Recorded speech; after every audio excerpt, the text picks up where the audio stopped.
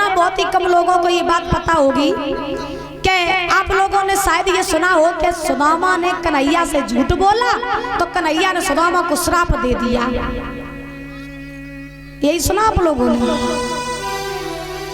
बताओ, यही सुना? लेकिन ये गलत है। विचार करना दादा कि जो जगत का पालनहार है, जो हम सबका पालन पोषण करता है, क्या वो थोड़े से चनों के पीछे को श्राप दे दिए? किसी को श्राप दे देगा? नहीं देगा। इसका यह प्रमाण है कि उज्जैन में वो जो चने, सुदामा ने जो चने चबे थे, वो चने जो थे वो चने श्रापित चने थे।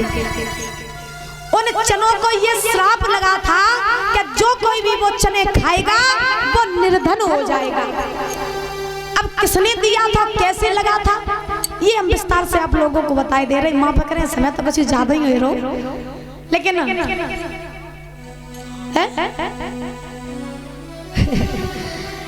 इसके पीछे कारण है कि उज्जैन में परीक्षित महाराज एक बहुत ही बूढ़ी मैया रहती थी। एक बूढ़ी मैया रहती थी, तो वो माँ जो थी बूढ़ी मैया, वो इतनी बड़ी निर्धन थी, इतनी बड़ी गरीब थी कि महाराज सुबह भोजन बन जाए तो शाम को नहीं, शाम को बन जाए तो सुबह नहीं, इतनी गरीब थी।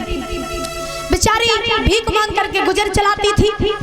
तो एक बार वो मैया उज्जैन में कऊ के घर भीख मांगे वे को गई, तो काऊ मैया ने महाराज पुटरिया में थोड़े चना बांध के दे दे, और जो पोटरी में चने बांध के दिए तो वह बूढ़ी मैया वो चना की पोटरी लेके घर आई, और शाम का समय हो गया तो घर में बैठ गई और मन ही मन में सोचने लगी कि ये चने हम अब ना खाइए, जब सवेरे हो तब ये चने हम खा लिए।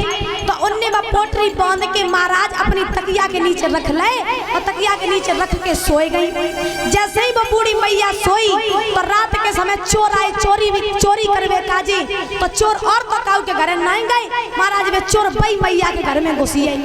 जब अब मैया के घर में घुसे तो महाराज बूढ़ी मैया आती, गरीब आती, तो कछु तो नहीं सोनो चांदी, तो चोर ने की निगाह पड़ी वह तकिया के नीचे।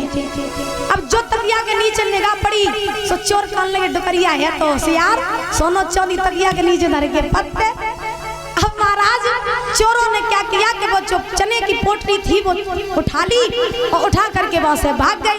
जब वहां से भागे तो रास्ते में जब पहुंचे तो वही पहुंचे गुरु संदीपन के आश्रम के पास। जैसे ही वही पहुंचे तो देखा कि देख ले जब कितना सोनो चांदी है, तो महाराज उन्होंने खोल के जो पोटली देखा तो सोनो चांदी तो कुछ नहीं, तो चना आते। तो महाराज चोर कहने लगे भैया जब तो चना है, तो एक कहने लगे भैया तो इनको क्या करे, फेंक दे। सुबह चने की पोटली उनने महाराज गुरु संदीपन के आश्रम में ही फेंक दी। जो आश्रम में फेंक, इधर सवेरा हुआ, वो बूढ़ी स्त्री जगी, जग करके भूख लगी, सोचने लगी लाओ चना खाई ले। तो महाराज जैसे ही उठी और तकिया के नीचे देखो कि चना ही नहीं, तो महाराज से इतना क्रोध आया कि भूख की वजह से मैया से रहा नहीं गया, उसने श्राप दे दिया, जो कोई भी मेरे चने को चुरा करके ले गया है और जो कोई भी उन चनों को खाएगा वो निर्धन हो जाएगा। श्राप दे दिया। अब सुदामा जो थे वो परीक्षित महाराज कोई साधारण ब्राह्मण नहीं थे। सुदामा इतने यशस्वी तेजस्वी ब्राह्मण थे कि जब गुरु पत्नी ने वो चने की पोटली सुदामा को दी तो सुदामा को महाराज ये एहसास हो गया कि ये चने जो है ये श्रापित चने हैं, और जो कोई इन चनों को खाएगा वो निर्धन हो जाएगा। तो सुदामा ने जवाब दिया कि जे चना अगर मेरे कन्हैया ने खाई ले तो मेरा कन्हैया निर्धन हो जाएगा, तो हम नहीं चाहते कि मेरा कन्हैया निर्धन हो जाए। तो परीक्षित महाराज सुदामा ने वे चना खुद खाई ले। इतना प्रेम करते थे सुदामा भगवान कन्हैया से। और ध्यान रखना, अगर मित्रता करो तो सुदामा कन्हैया के जैसी करो, अगर मित्रता कर ना पाओ तो कभी किसी से करना नहीं। ध्यान रखना, आज के लोग मित्र नहीं, आज के लोग तो दोस्त सलाई और फ्रेंड बनाते हैं। और ध्यान रखना, जो मित्र जो फ्रेंड सलाई और दोस्त के चक्कर में पड़े रहते हैं तो महाराज कभी सफल नहीं होते हैं। बाबा गोस्वामी तुलसीदास जी रामायण में लिखते हैं बड़े सुंदर शब्दों में, कि अपना दुख गिरिराज कर जाना और मित्र का दुख रजू में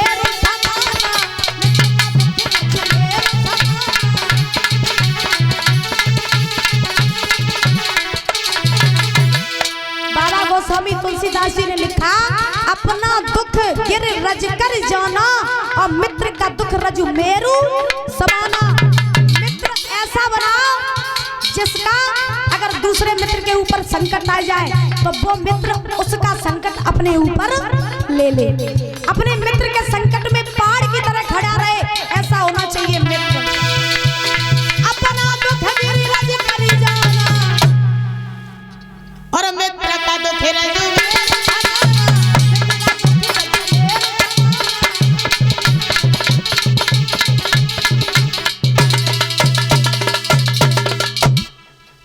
सुदामा ने वो चने जब लिए कन्हैया को नहीं दिए।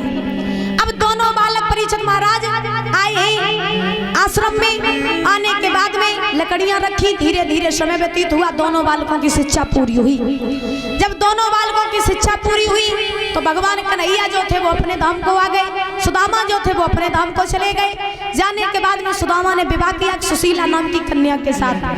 विवाह करने के बाद में भगवान कन्हैया तो द्वारका के राजा बन गए, लेकिन सुदामा ने जैसे ही विवाह किया तो परीक्षित महाराज सुदामा के ऊपर दिन ब दिन गरीबी आने लगी।